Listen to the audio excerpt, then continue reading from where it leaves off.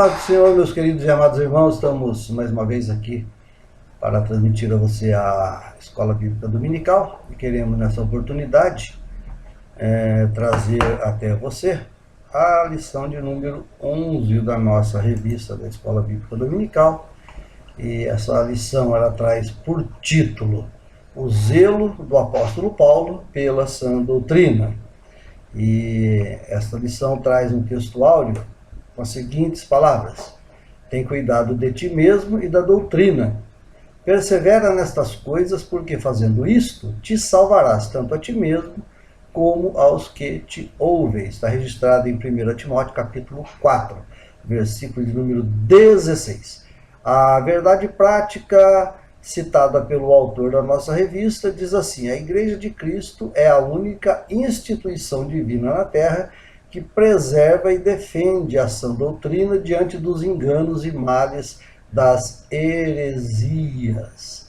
A leitura bíblica em classe, para que você possa se inteirar melhor do conteúdo dessa lição, se encontra registrada na primeira carta do apóstolo Paulo a Timóteo, no capítulo 3, do verso 3 até o 6, e também o verso 11. E também na segunda carta de Paulo a Timóteo, no capítulo de número 3, verso 14 até o 17. Nós não vamos ler em virtude do nosso tempo ser escasso, ok? Muito bem. O zelo do apóstolo Paulo pela sã doutrina, ele tem por finalidade, encontrar um ponto de equilíbrio entre o ensino da Bíblia e aquilo que nós praticamos, e aquilo que nós realmente entendemos como sendo a sã doutrina. O assunto que nós vamos estudar nessa lição, ele responde, de certa forma, essas questões. É claro que não de forma muito completa, em virtude da escassez de espaço para tantos escritos e para tantas meditações, mas também se mostra importante para a nossa caminhada na vida cristã. Então, nós oramos nessa oportunidade para que o Espírito Santo de Deus nos oriente e nos possa fazer entender cada vez mais acerca deste importante assunto. Antes de adentrarmos a lição, nós queremos pedir que você compartilhe essa nossa lição, você faça chegar ao conhecimento de várias pessoas, de mais pessoas, o maior número de pessoas possíveis, para que todos possam verdadeiramente usufruir, desse estudo, porque nós fazemos com toda a dedicação para você e queremos que você compartilhe e também estude a palavra de Deus, Porque nós vamos ver nessa lição que a sã doutrina ela é fundamental para que a nossa vida espiritual seja repleta de êxito. A nossa lição está dividida em 3 tópicos principais, os quais são: o primeiro tópico, ortodoxia versus heterodoxia. Dentro desse primeiro tópico, nós temos no primeiro item os 2 termos técnicos importantes. Nós vamos ver qual a importância desses termos que nós estamos agora. O segundo item trata do conceito de ortodoxia. E o terceiro item trata do conceito de heterodoxia. Ok? Muito bem. O segundo tópico principal da nossa lição, ele trata da ameaça de corrupção doutrinária.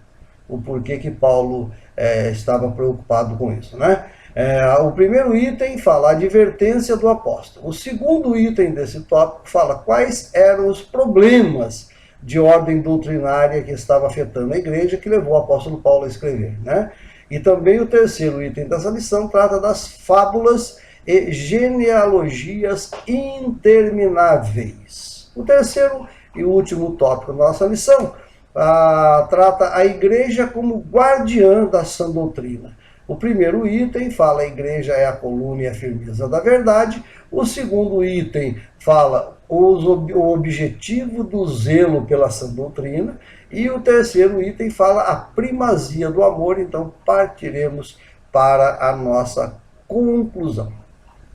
Muito bem, nós já demos uma pequena introdução, que o interesse do apóstolo Paulo é fazer com que haja um zelo bastante firme quanto à doutrina da palavra de Deus, e eu gostaria até de salientar aqui, né? Nós recentemente escrevemos um livro, e nesse livro, A Mensagem do Milênio, nós pudemos colocar ali dentro, meditar com mais tempo, né? Com mais propriedade acerca desse assunto. Por quê? Porque a coisa mais importante que existe para que o crente não caia nas ciladas armadas pelo inimigo é conhecer a Bíblia Sagrada, né?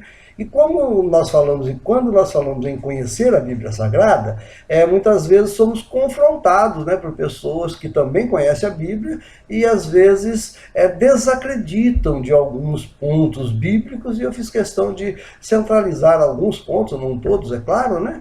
Mas centralizar nesse livro para reforçar um pouco a nossa posição doutrinária acerca do cristianismo dentro da Bíblia Sagrada, que é a Palavra de Deus.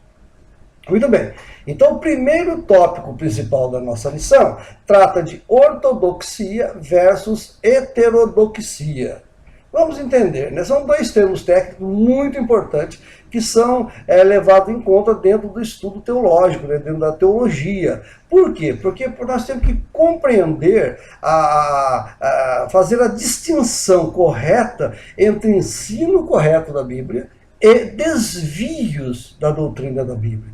Por que esses desvios, né? Esses termos vão nos ajudar a compreender a preocupação, por exemplo, que Paulo tinha de invasão de heresias dentro da igreja. E quando nós falamos de Paulo, nós poderemos até estender um pouquinho mais esses conceitos para a nossa vida cotidiana, né? Para a nossa vida na atualidade. Porque hoje nós enfrentamos vários problemas de ordem ideológicas, até em política, né? Porque muitas vezes nós não damos a devida atenção àquilo que a palavra de Deus tem para nos colocar. Então vamos tratar primeiro, que é o segundo item desse primeiro tópico principal, o conceito de ortodoxia, né? Bom, a palavra grega utilizada para esse termo de ortodoxia, né? Ortos é o início, né? O prefixo dele, significa o que é direito, o que é reto, o que é certo, o que é correto e coerente com alguma fonte de referência.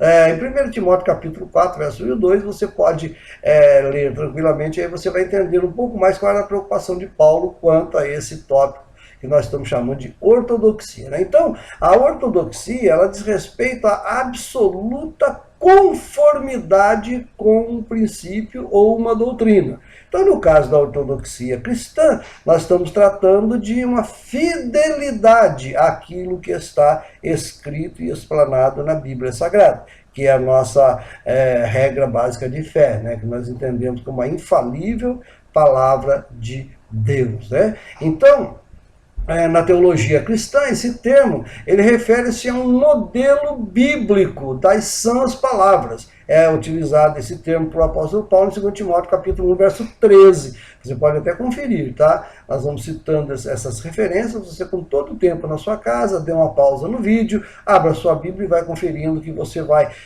adquirindo mais conhecimento e mais firmeza naquilo que nós estamos transmitindo para você aqui, né? Então, logo a doutrina cristã ortodoxa é aquela que é totalmente coerente com os ensinos de Cristo, confirmados pelos ensinos dos apóstolos. Então, o conceito de ortodoxia cristã, ele é baseado nos ensinos de Cristo, aquilo que Cristo nos ensinou enquanto ele viveu aqui nessa terra, e também nos ensinos apostólicos. Por que ensinos apostólicos?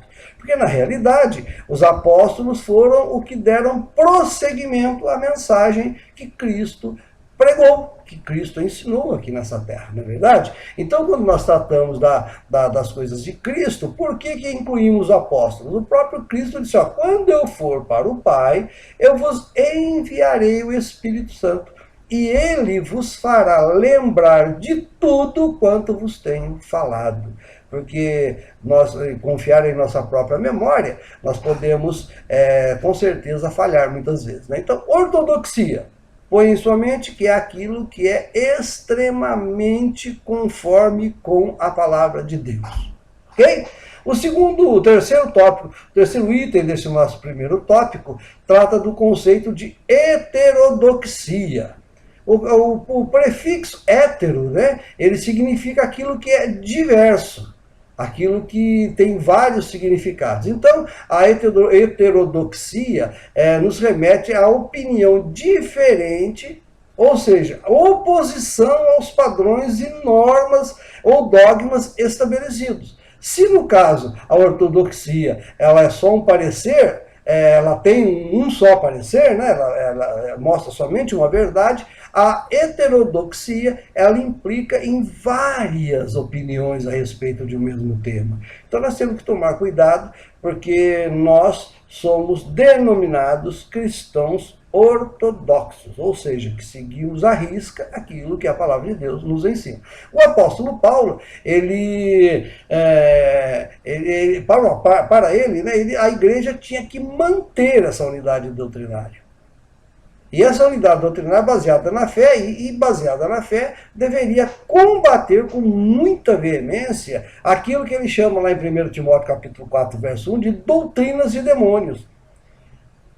Nós temos que fazer um pequeno parênteses aqui, até para já adiantar alguns problemas que tinha na igreja, lá, principalmente na igreja de Corinto e de Éfeso, né? Nós vamos adiantar um pouquinho, daqui a pouquinho nós vamos tratar desse assunto. Então nós temos que ter um conhecimento bastante profundo daquilo que nós queremos. Nós queremos fazer um paralelo sobre aquilo que nós estamos vivendo nos dias atuais. Quando eu digo dias atuais, é na nossa era moderna. Não precisa ser somente hoje, né, no século XXI, mas desde o início do século XIX já começou a haver muitas mudanças no comportamento da humanidade em relação ao conhecimento, em relação ao ensino, em relação a estudos, em relação a escolas, né? Então nós temos que ter esse cuidado. Ok? Então nós vamos adiantar daqui a pouquinho para os irmãos a respeito desse tópico que nós vamos tratar agora, que é o segundo tópico principal da lição, que trata da ameaça de corrupção doutrinária. O primeiro item fala da advertência do apóstolo. Em 1 Timóteo, ele adverte acerca de alguns que não ensinem outra doutrina. Está lá no 1 Timóteo capítulo 1, verso 3, né? Aqui a palavra para outra, né, heterodiverso, por isso Paulo se refere a outra doutrina. Quando ele fala outra doutrina, ele usa o prefixo de heterodoxia, né? Então, quando nós trazemos a doutrina de Cristo e tratamos essa doutrina pelo método heterodoxo, ou seja, nós não somos ortodoxos, nós não somos de um só pensamento, nós podemos sim distorcer muitas vezes aquilo que a Bíblia fala, e isso tem ocorrido durante a existência de todo o cristianismo por algumas pessoas mal intencionadas ou até por falta de conhecimento, né? Então nós temos que ter cuidado para conhecer bastante a palavra de Deus e saber que nós temos sim um compromisso com os ensinos de Cristo. Somos ortodoxos, ok? Muito bem. Então, Paulo ele se refere a essa outra doutrina como a que nada tinha a ver com a doutrina genuína que Cristo ensinou. Aquela doutrina que tinha um zelo em preservar aquela doutrina de Cristo, né? Todos os ensinamentos de Cristo. E esse zelo ele trazia um contexto de homens sem escrúpulos, que não respeitavam os ensinos apostólicos. Ou seja, os apóstolos ensinavam a palavra de Deus e muitas vezes alguns judeus, até mesmo aqueles conversos do farisaísmo, né? Conhecemos muito bem a história dos fariseus, né? A maneira como eles se portavam, então nós podemos perceber que eles distorciam algumas coisas que haviam sido ensinadas por Cristo para satisfazer os seus próprios desejos, para não, por exemplo, colocar em risco aquilo que eles haviam ensinado durante a vida toda, né? Os fariseus, os judeus mesmo, né?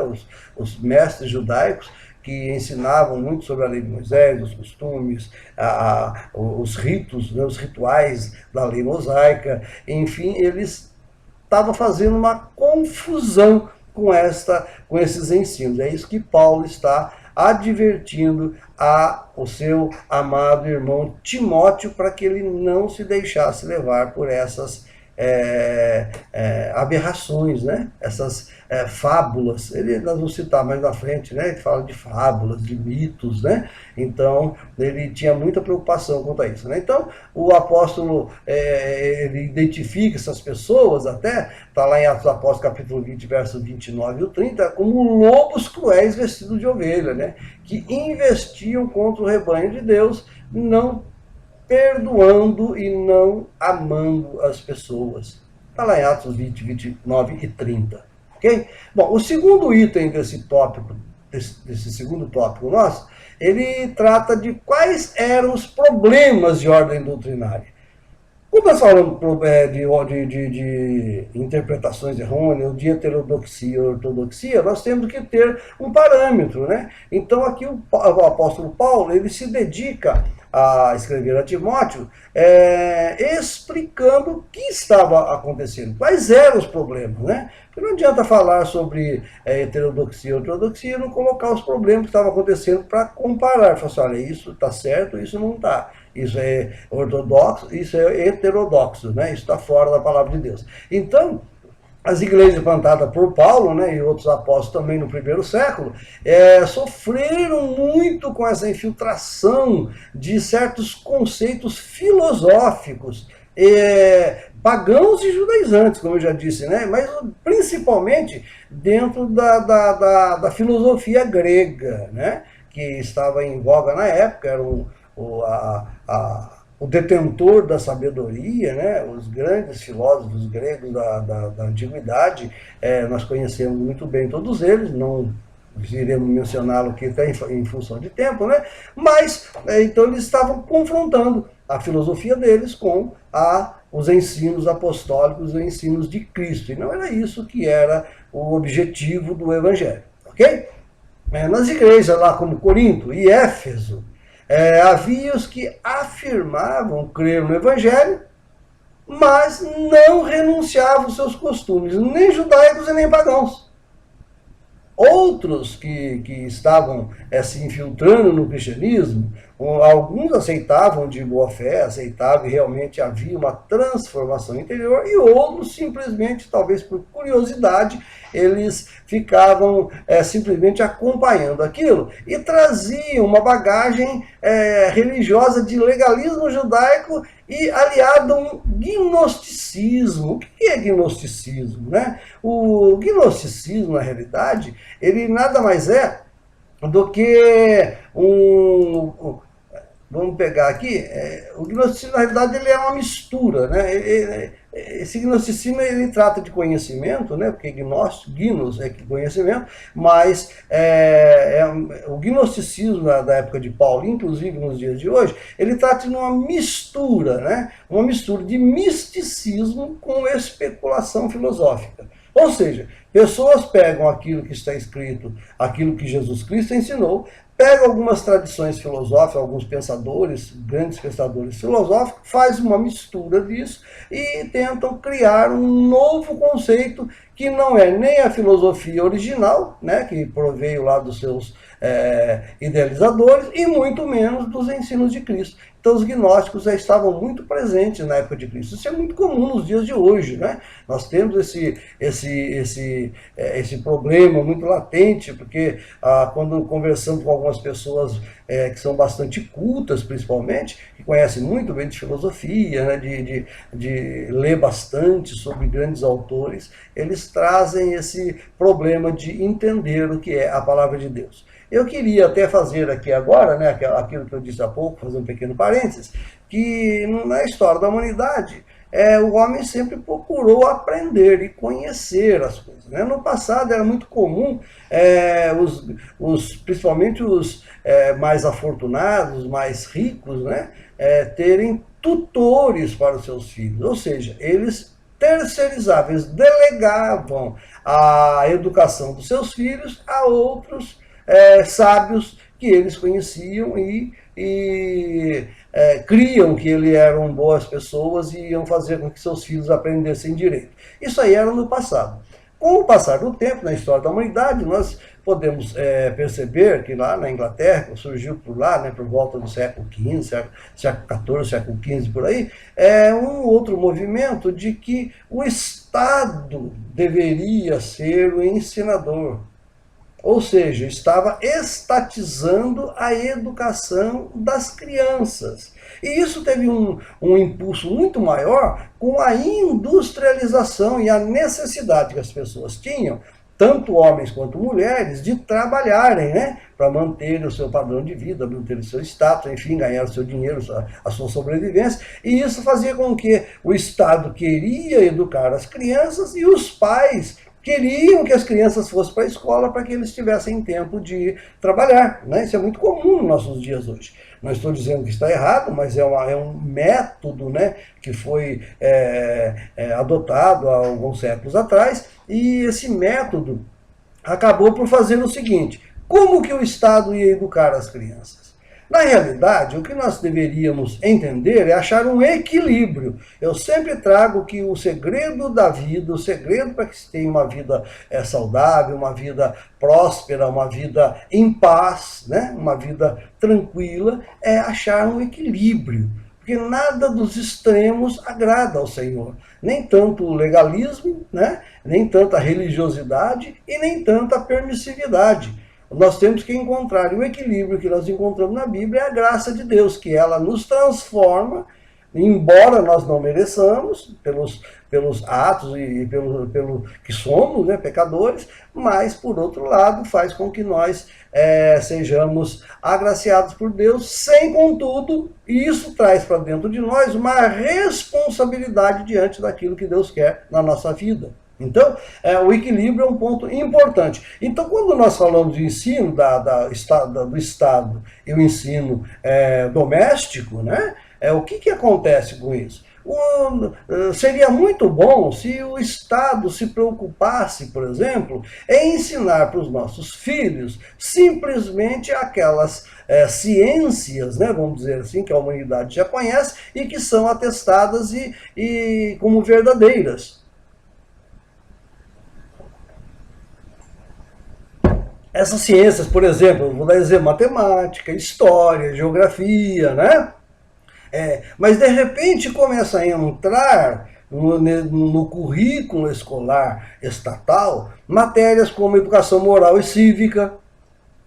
E muitas vezes as pessoas que ensinam essas matérias não têm o mesmo conceito que a família evangélica, a família cristã tem.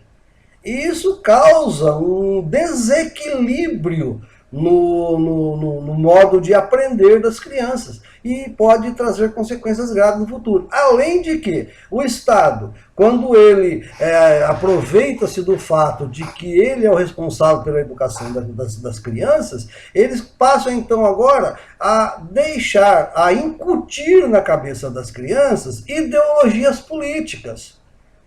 E é muito comum, quando há uma ideologia política num país de esquerda, é claro que muitas escolas vão manter um padrão razoável, mas outras vão sucumbir ao mando estatal e fazer com que haja um ensino mostrando para as crianças o lado de esquerda, política eu estou tratando.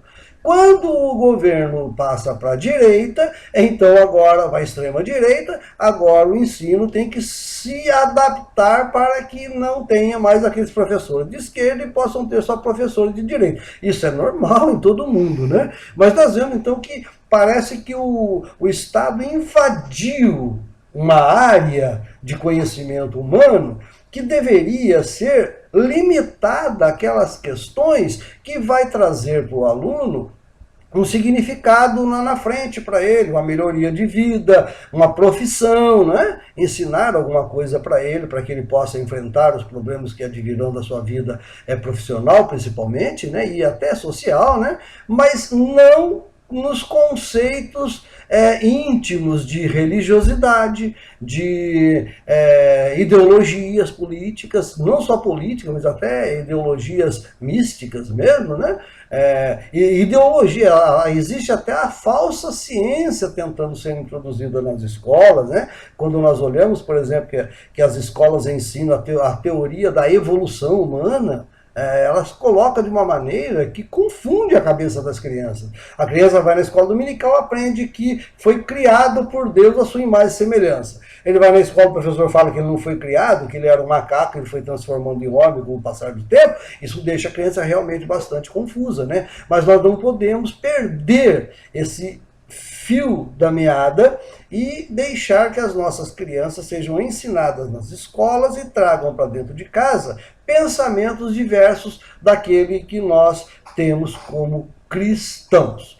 O terceiro tópico desse item 2 fala as fábulas e genealogias intermináveis, né? No tempo de Paulo havia os mestres lá, os falsos mestres, né, que propagavam fábulas, lendas, histórias de vida judaica, né?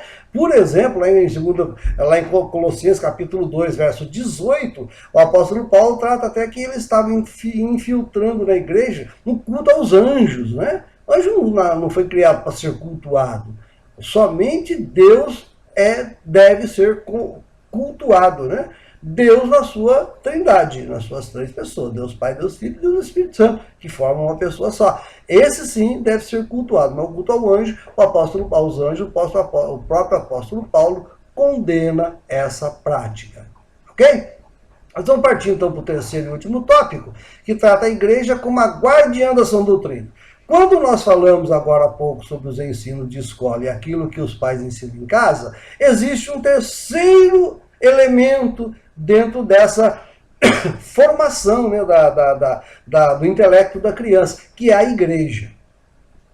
Então, quando nós pensamos assim, dá para nós entendermos a grande importância e a grande responsabilidade que a igreja tem em conduzir as nossas crianças no caminho da sã doutrina.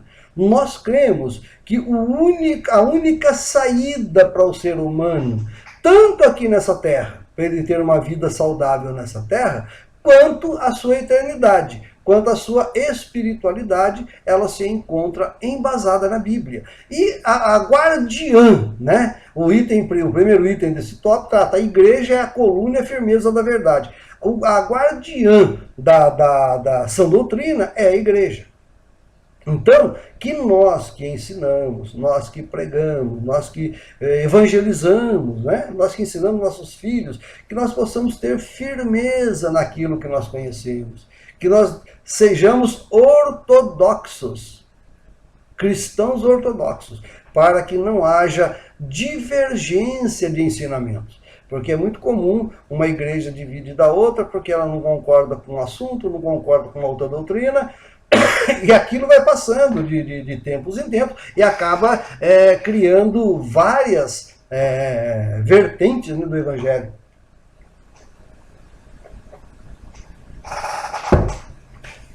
Muito bem. Então a igreja é a coluna da verdade, nós temos uma responsabilidade então de ensinar os nossos filhos. O segundo item desse tópico principal 3, o objetivo do zelo pela sã doutrina.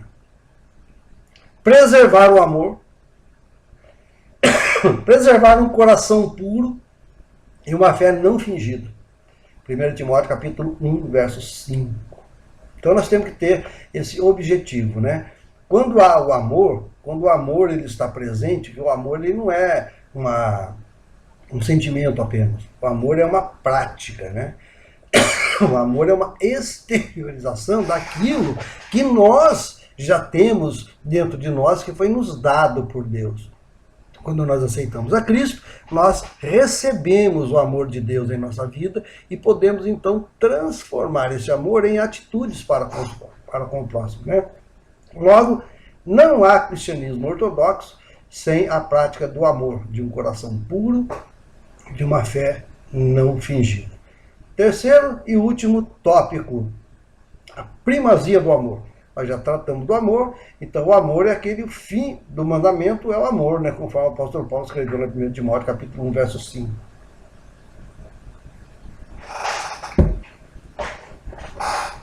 Muito bem, nós vamos partir então para a nossa conclusão. Eu gosto de ler a conclusão na íntegra, como está na nossa revista. E o autor coloca assim: a Bíblia, a palavra de Deus, é a fonte genuína para a doutrina cristã. Por isso, Precisamos ser dedicados estudantes das Sagradas Escrituras a fim de zelarmos pela sã doutrina. Levemos em conta que a finalidade dela é o amor, para em Cristo vivermos com um coração puro e uma fé não fingida. A exemplo de Paulo, somos chamados para zelar pelo ensino de Cristo, a fim de edificar a igreja do Senhor e, com isso, ganharmos vidas para o seu reino. Que Deus possa abençoar grandemente a sua vida e que nós possamos nos encontrar numa próxima oportunidade, em nome de Jesus. Deus abençoe a todos, a paz do Senhor. Amém.